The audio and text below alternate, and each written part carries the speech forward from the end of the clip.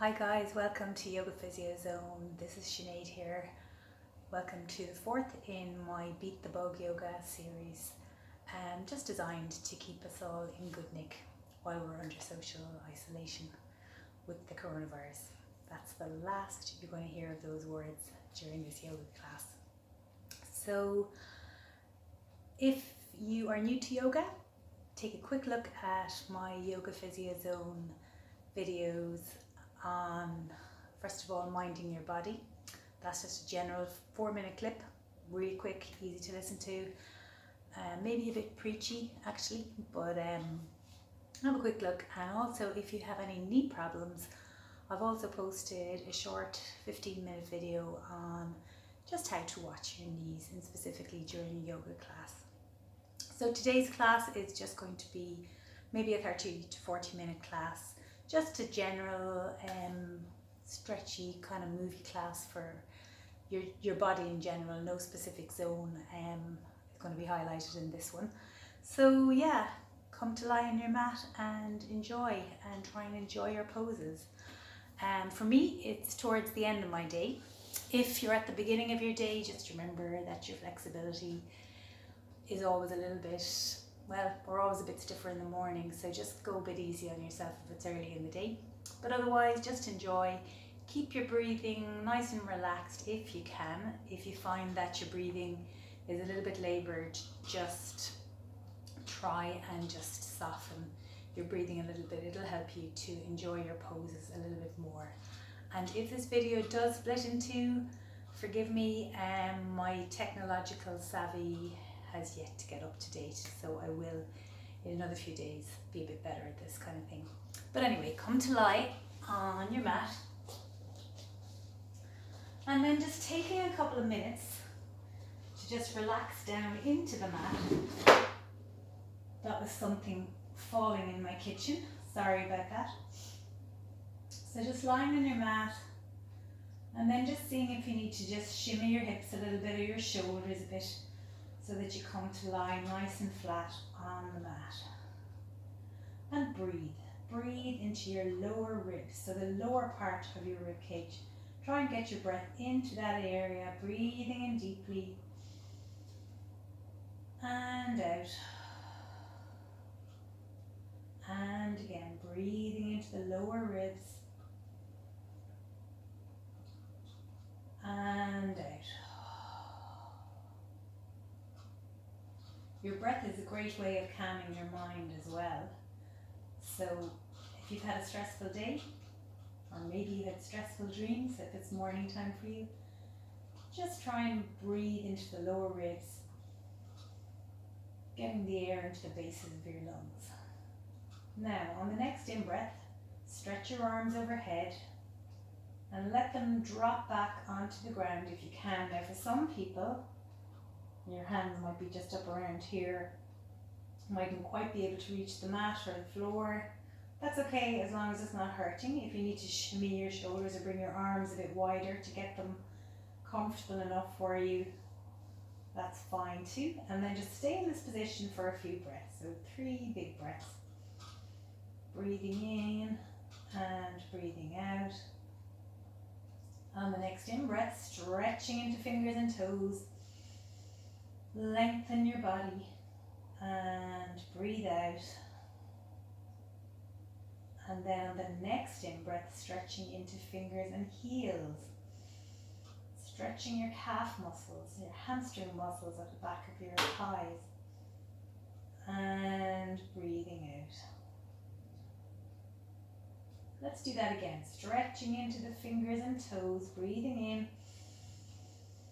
Deep breaths to the base of your lungs, and an out breath. And then stretching into your fingers and heels, and breathing out. Now, get your hands to the back of your neck or the base of your skull. Just kind of like clasp your hands together a bit. And then see if your elbows can drop out to the sides. It's okay if they can't, but see if you can get your shoulders away from your ears, because it just makes it a bit easier for there to be space to move those elbows wide. really stretches out the collarbone area. So just broaden the collarbones as you do that. And then just bending up both knees but keeping the feet on the mat. You can shimmy your hips a little bit. I like to lift my bum there a bit just to get comfortable. And then on the next in-breath, keeping your elbows and shoulders where they are, zip your two thighs together. Try and keep the kind of thighs and the feet together and knees together, and dropping out to the right hand side with the knees. And that's a really nice stretch for the left side of the body, kind of a rotational stretch. And breathing into the base of the lungs, 2 big breaths.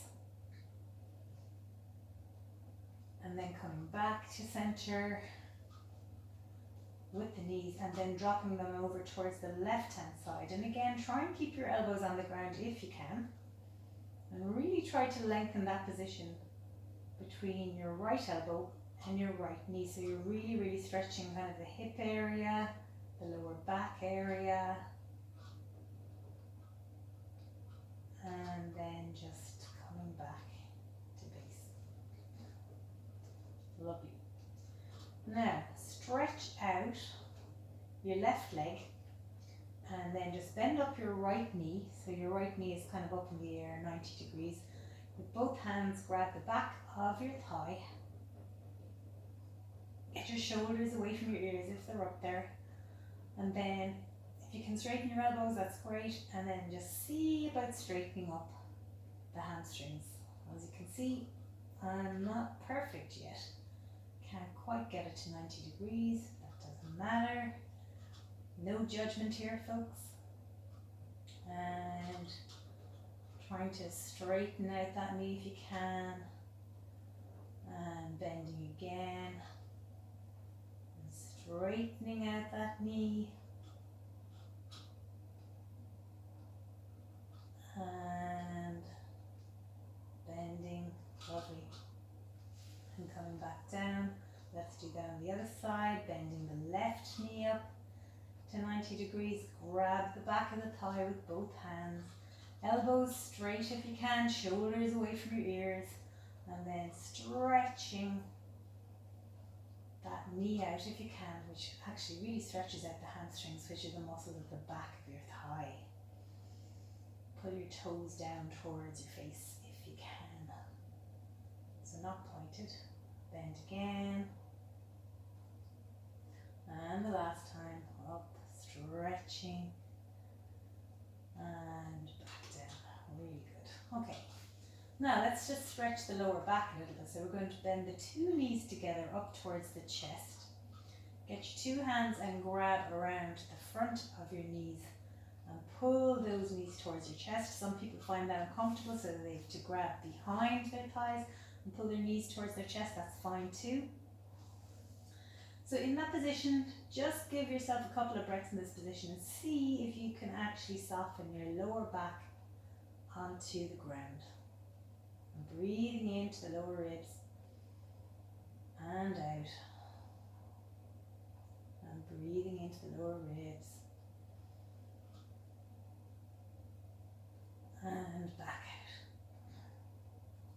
out. Lovely. And just lowering the legs down back onto the floor. And I'm going to get you to roll over onto your stomach. Okay? So let's come into Sphinx position, Egyptian Sphinx. So you're going to get your elbow right under your shoulder, hands outstretched. So your forearms are kind of stretched out on the mat. Same with the other side. Get your shoulders away from your ears. In other words, pulling your shoulder blades down your back. Now in this position, push the front of your thighs and your feet into the ground. So you're really pulling up on your kneecaps, okay? And lengthen your tailbone, which is this bone here. Kind of pull it down towards your heels. So you're kind of clenching your bum a little bit, but it's more that you're actually moving your tailbone down towards your heels. And the reason we get people to do that is it kind of gives a little bit more space into the lower back, and it allows you a little bit more of a bend. So just in that position, just look forwards and breathe in and out, nice deep breaths. Breathing in and out into the lower ribs. Do you feel like an Egyptian sphinx? If you don't, that's okay. It'll come. Okay, so that nice powerful position, Egyptian sphinx. Okay, so we're going to drop down towards the mat with our upper body. Move your hands back so that they're directly under your shoulders. Okay, so again we're going to push with our thighs and our feet into the mat. And then on an in-breath, we're going to push up into our hands, so we're arching our lower back. Now for some people they can straighten their arms, it depends on the time of day. But don't really push if your lower back is really, really jamming in that position. Release, don't go quite up as far as that. Okay, so you're coming back down. And on the next in-breath, stretching up. Maybe looking up towards the sky, shoulders away from the ears. And back down. And again. Stretching up so you can see my elbows. I'm keeping them very close to my body. If you need to have yours bent out, just do that. But you're aiming eventually. We'll do number 4. And breathing out, coming back down. Lovely. Now, we're going to do a half bow. I really like this pose. It's a really good stretch for the front of the body. So I'm going to get you to put your right forearm across the front of the mat like that. So it's kind of in line with the front of the mat. And then with your left hand, reach back and hold on to your foot. Okay? Now for some people that's a really strong stretch. And that's as far as they can go. Now you can play around with this. If it doesn't hurt your knee, you can bend your heel towards your bum. Like that. But what I want you to play around with is actually the opposite movement, where instead of actually bending your elbow and pulling your heel up towards your bum, okay, what I want you to do is this movement here with your foot. So your foot is actually pushing away, okay? So you're going to do that with your hand holding onto your foot, and then push away with your foot. And what that does is it lifts your shoulder up off the ground. Looking forward if you can, half bow. Now the harder you push, you can lift up a little bit more. So that one you can tweak a little bit to suit your body. Breathing in and out. Breathing in and out.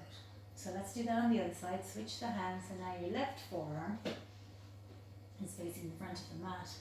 You're going to reach back with your right hand to grab the right foot, and then you're going to push the foot away into your hand, which is going to lift your shoulder and your body, the front of your body. I feel that in the front of my hip. But it's a good back stretch as well, so some people feel that in their lower back. Breathing in and out and back down. And in a few classes time we'll do the 2 legs together, but we don't have to do that just now. Okay, so coming up, and we're going to go on to all 4s. So your hands are placed under your shoulders, your knees are placed under your hips, and just wiggle the hips around. Just get a little bit of wiggling going on, maybe drop back to your heels a little bit, coming back up, just loosening out the body in that position. Okay, so what I'm going to get you to do is bring your, we'll go left foot first of all so you can see me. I'm bringing my left foot onto the outside of both hands, okay? Left foot onto the outside of both hands, which is kind of placing me into a lunge position.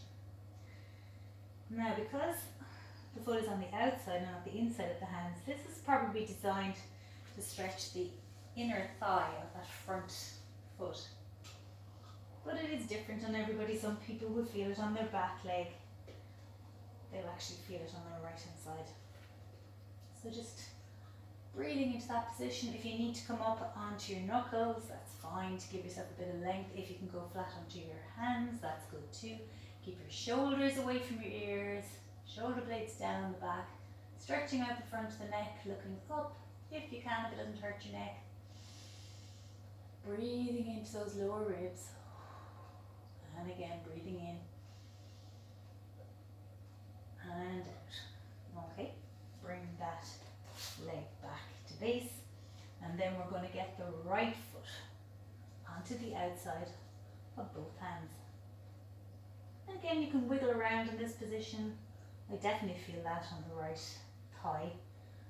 Again, it depends on your body. You can shimmy that left back knee back a little bit more if you want to get more of a stretch onto your hip flexor on the left.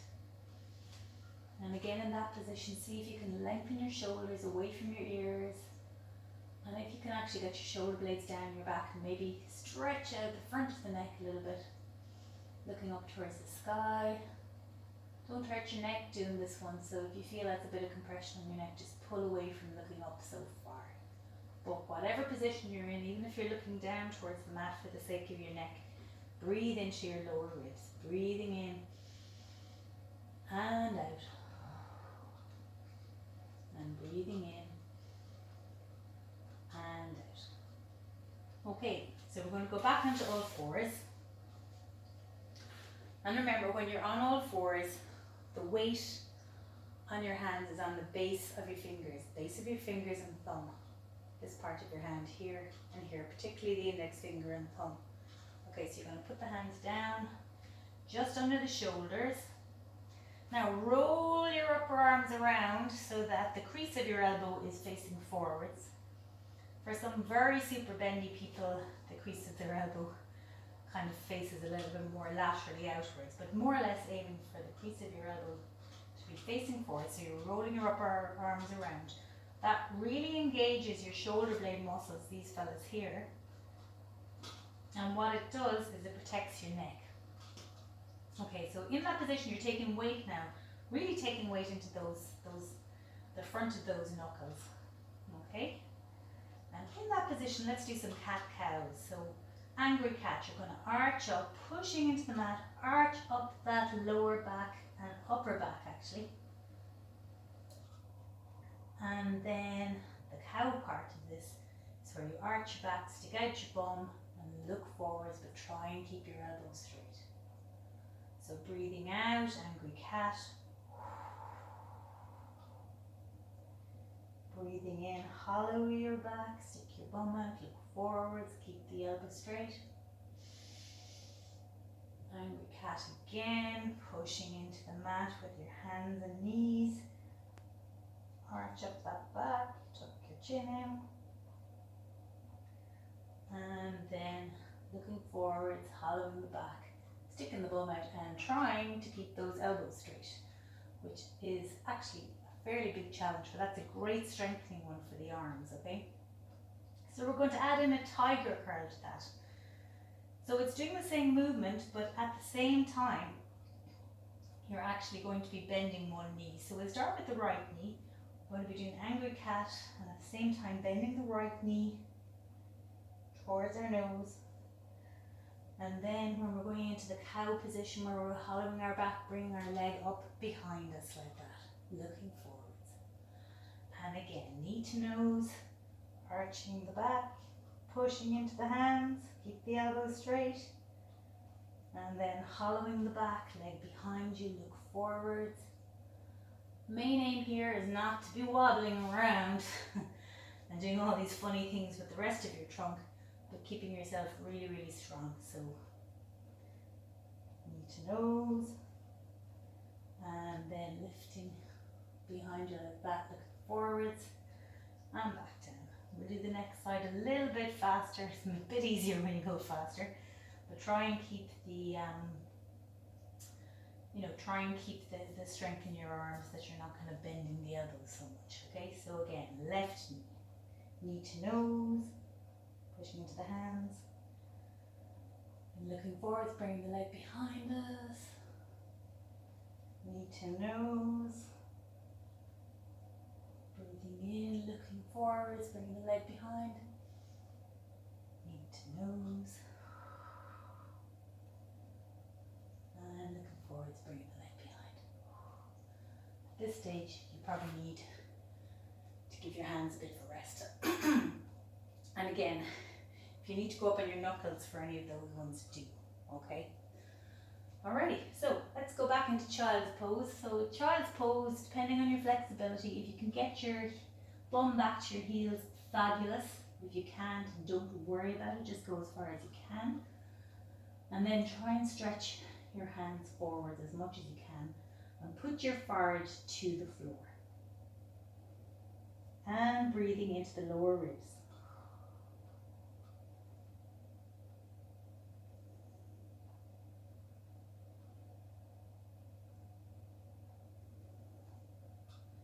And then walking the hands over towards the right hand side, so away from me. That's it, bring your head with them, but try and keep your bum and your heels where they were already, so they're not rising up. And then getting the head back down, if you can, to the mat. And breathing into the lower ribs, and that really stretches out the left side of the body.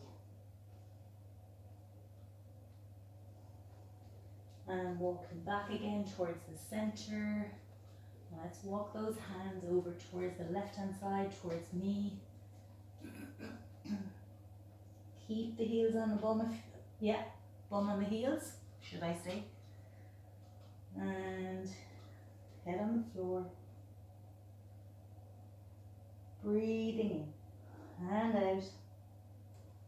Breathing into the lower ribs and back out. And then back to the center. And just staying in that position, seeing if you can get your hands behind your waist. And then grab the two hands together. If you can straighten your elbows, great. Okay, if you can't, don't worry about it. Get your shoulders away from your ears. And then see if you can leverage your arms up, off your waist, up your back, up into the air. Not straining your neck, don't go any further than you should. I find in this one, if I keep my shoulders away from my ears, I get more height in my hands. And we're going to use that pose in a little while. And coming back down. That is quite a strong arm pose as well. Just go easy on your neck when you're doing that one, okay? Rome wasn't built in a day, and flexibility and strength doesn't happen overnight, so it takes a while. So just go easy and just be kind to your body. Okay, so we're going to come up to a kneeling position. And just in that kneeling position, if you need to roll up your mat so that it's under your knees and it's kind of making life a bit easier for your knees, that's fine. In this position, keep your hips forwards. Keep your hips forwards like that. I'm going to come and face you. Okay, so two arms out to the side, bring them overhead, and then touching the palms together, you can interlock your thumbs. And if you can, keep your kind of elbows near your ears, okay? It's not always possible. Sometimes people are out here, it's fine. Okay, keep your bum tucked in and keep your lower belly pulled up towards your navel. In other words, the belly button, but navel is what they use in yoga. So here we go. There's our starting position. And then on the next out breath, just stretching over towards the right hand side. Ooh, gives a great stretch to the side of the body. Breathing into the lower ribs, 3 breaths. Try and keep the elbows straight, not easy. And coming back to center. And then over to the left hand side. Again, keep your hips pushed forward, your bum tucked in, so you're not sticking it out behind you, if you can, okay? Over to the left hand side, so you can keep the elbows towards the ears. Don't forget to breathe. And out. Breathing in and out, and coming back to base. Whew. Thank goodness that's over. So, we're going to do gate pose because I do love this pose. And so this is our starting position again, hips are forward, okay? And then right leg out to the side. And then turn the toes up towards the sky if you can. Keep the bum tucked in, okay? You're going to drop that right hand down along the right thigh, maybe as far as the shin. With the hand that's down by your side, your left hand, turn the palm upwards. Bring that hand overhead as far as it'll go. And just see about stretching down. And breathing in to the lower ribs. And again, keeping your shoulder away from your ears. If your shoulder is hunched up, it can be quite hard to get length into that. If your shoulder blade is down your back, I always find, well in my body anyway, I find that gives me a bit more ability to go a bit far over. So that's gate pose. A lot happening there, really stretching the adductors on the stretched out leg, stretching the side body and the bending side. And coming back up, hands to the waist, bring that outstretched leg back in, and then get your left leg out to the side. Keep your bum tucked in and your hips forward. Then with that outstretched left leg, turn the toes up towards the sky. One side is actually always easier than the other. I'm yet to find out which is my easier hard side. I'll tell you in a minute. Okay, so dropping that left hand down along the thigh towards the shin. And with the right hand, turning the palm upwards and bringing that hand overhead. Yep, I think that's slightly easier for me. And stretching over. Breathing into the lower ribs.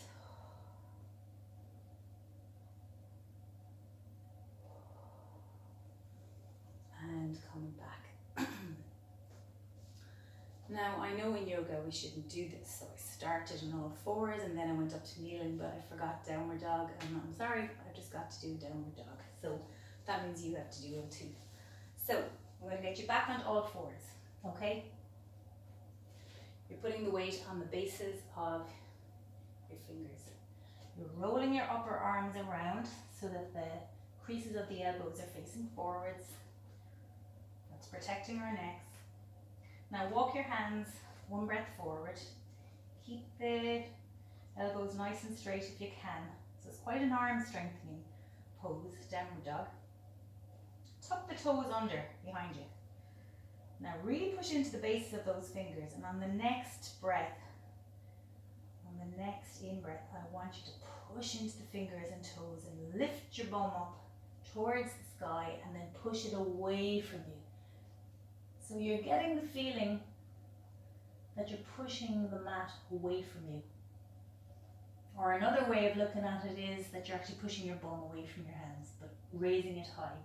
Drop your heels if you can and look back through your ankles. So you're looking behind you. Keep those arms strong. Keep them rotating around like we said before we started. There's a lot happening in that pose, and don't forget to breathe. 2 breaths into the bases of your lungs and back out. Keep those elbows straight if you can. Keep the upper arms rotating outwards. And back down. So that one really stretches out the hamstrings, the back body, but it's a really good arm strengthening one. And when you get a bit better and want to kind of start doing fancy poses like handstands and all those kind of arm poses, arm balancing, that strength that you will have got from your downward dog will really be of assistance to you. So we're going to do it again, okay? So onto all fours, hands are beneath the shoulders. We're going to move our hands one hand breath forwards. Now pushing into the base of the fingers. If you need to come up on your knuckles you can, but you get probably better balance if you can kind of get the hands spread eagled out. Pushing into the base of the index finger and your thumb, not towards the little finger. That can kind of hurt your wrists if you do that.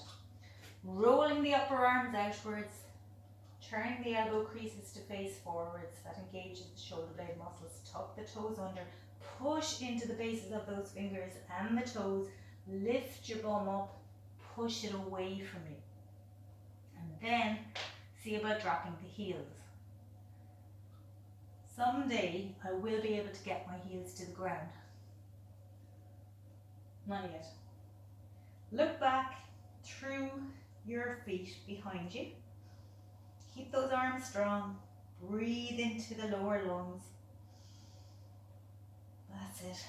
Breathing in. Keep the elbows straight if you can. And coming back down. It's a great pose. Okay. Now I think we've done a nice warm up there, and we're just going to do a few standing poses. So in vinyasa yoga, we go from one pose to the next pose to the next pose to the next pose without taking a huge amount of breaks, and then we do it all on the other side. So that's what we're going to do here. But I think with this one, just try and keep your breath under control and try and enjoy each pose rather than, really straining. Aim to soften and enjoy. Well, that's if your flexibility is a problem.